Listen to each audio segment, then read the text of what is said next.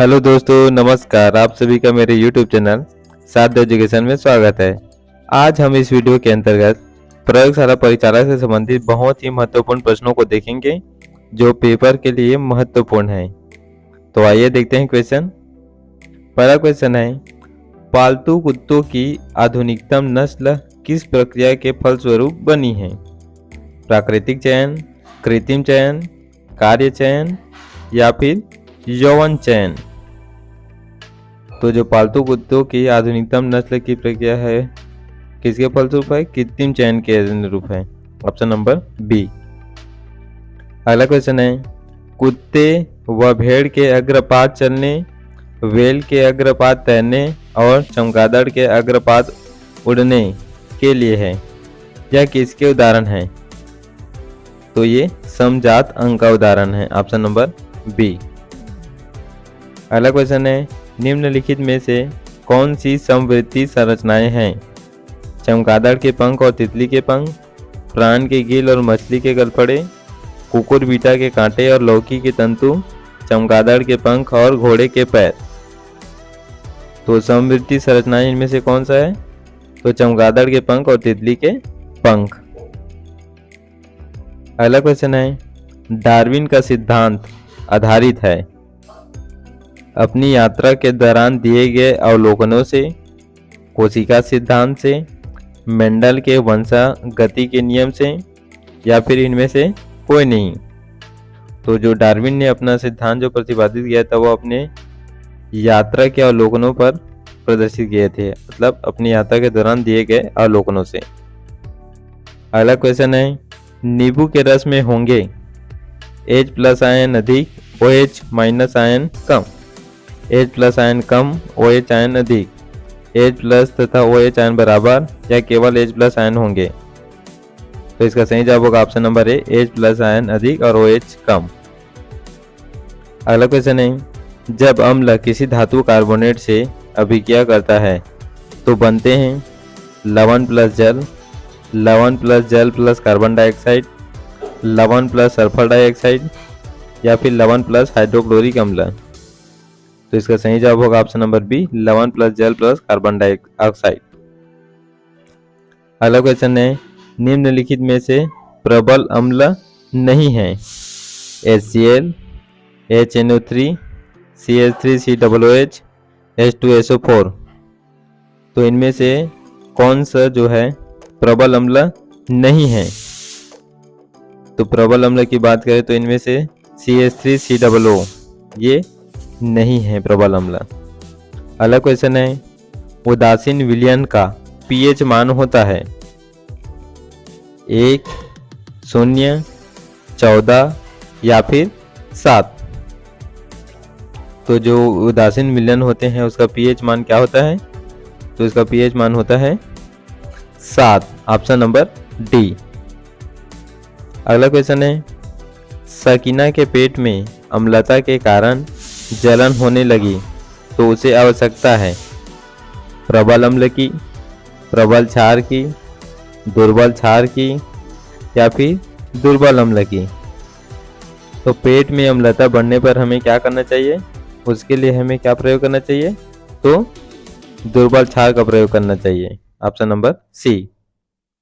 अगला क्वेश्चन है, दंत क्षय का कारण है लार का pH मान क्या होगा? 6.5 हो जाना, 7 हो जाना या फिर 5.5 से कम हो जाना या फिर 7.5 से अधिक हो जाना। तो दंत क्षय का कारण क्या है? जो pH का मान है वो क्या हो जाता है? 5.5 से कम हो जाता है। अगला क्वेश्चन है, ठोस में रेखी, क्षेत्रीय व आयतन प्रसार का अनुपात होता है 1:1:1, 1:2:3, 1:2:1, 3:2:1। तो रेखी, क्षेत्रीय और आयतन प्रसार का अनुपात क्या होता है? 1:2:3। Option number B. अगला क्वेश्चन है, वस्तु ए एवं वस्तु बी में से वस्तु ए की विशिष्ट ऊष्मा वस्तु बी की तुलना में कम है तो वस्तु ए जल्द गर्म हो जाएगी, वस्तु बी जल्द गर्म होगी, दोनों वस्तुओं समान रूप से गर्म होगी इनमें से कोई नहीं। तो इसका सही जवाब होगा ऑप्शन नंबर ए, वस्तु ए जल्द गर्म होगी। अगला क्वेश्चन है, नीचे दी गई वस्तुओं में से कौन सी वस्तु सबसे अच्छा ऊष्मा का चालक होता है?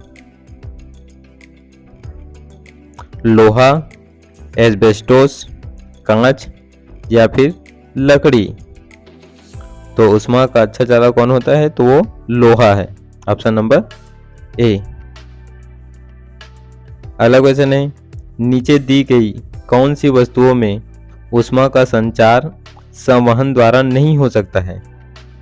चाय में, पानी में, हवा में या फिर निर्वात में। तो ऊष्मा का संचार संवहन द्वारा किसमें नहीं हो सकता है? तो वो निर्वात है, ऑप्शन नंबर डी। अगला क्वेश्चन है, किस तत्व का आवर्त सारणी में स्थान निश्चित नहीं है? सोडियम का, क्लोरीन का, हीलियम का या फिर हाइड्रोजन का। तो आवर्त सारणी की बात करें तो इसमें कौन सा तत्व है जिसका आवर्त सारणी में स्थान निश्चित नहीं है? तो वो है हाइड्रोजन, ऑप्शन नंबर डी। अगला क्वेश्चन है, मेंडलीव की आवर्त सारणी में तत्वों को व्यवस्थित किया गया है अणुभार के वृद्धि क्रम में, परमाणु भार के वृद्धि क्रम में, परमाणु संख्या के वृद्धि क्रम में या फिर परमाणु त्रिज्या के वृद्धि क्रम में। तो इसका सही जवाब होगा ऑप्शन नंबर बी, परमाणु भार के वृद्धि क्रम में। अगला क्वेश्चन है, आधुनिक आवर्त नियम प्रतिपादित किया न्यूलैंड ने, मोसले ने, मेंडलीव ने या फिर डायबोरान ने। तो आधुनिक आवर्त नियम किसने प्रतिपादित किया था? तो इसका सही जवाब होगा option number B, Mosle. Mosle ने किया था आधुनिक आवर्त नियम प्रतिपादित। अगला क्वेश्चन है, समूह में ऊपर से नीचे आने पर धात्विक गुण क्या होता है? आवर्त सारणी के समूह में न तो बढ़ता है और न ही घटता है, घटता है या फिर बढ़ता है, पहले बढ़ता है फिर घटता है। तो आवर्त सारणी में ऊपर से नीचे आने पर धात्विक गुण क्या होता है? बढ़ता है, ऑप्शन नंबर सी। अगला क्वेश्चन है, आम के एक पेड़ पर लगभग 2234 कीड़े, 56 पक्षी और 3 सांप रहते हैं, तो ऊर्जा का पिरामिड होगा सीधा, उल्टा, आयताकार या फिर निश्चित नहीं होगा। तो ऊर्जा का पिरामिड कैसा बनेगा? तो वो सीधा बनेगा, ऑप्शन नंबर ए। अगला क्वेश्चन है, क्या होगा यदि किसी बड़े इलाके से सारे कीट भक्षी चिड़िया समाप्त कर दी जाए? तो फसल का उत्पादन बढ़ जाएगा, कीटों का प्रकोप बढ़ जाएगा, दूसरे पक्षियों की संख्या बढ़ जाएगी या फिर इसका कोई असर नहीं होगा। तो सारे कीट भक्षी चिड़िया समाप्त कर दी जाएगी तो क्या होगा? कीटों का प्रकोप बढ़ जाएगा, ऑप्शन नंबर बी। इसी प्रकार से वीडियो देखने के लिए हमारे चैनल को लाइक, शेयर और सब्सक्राइब जरूर करें। धन्यवाद।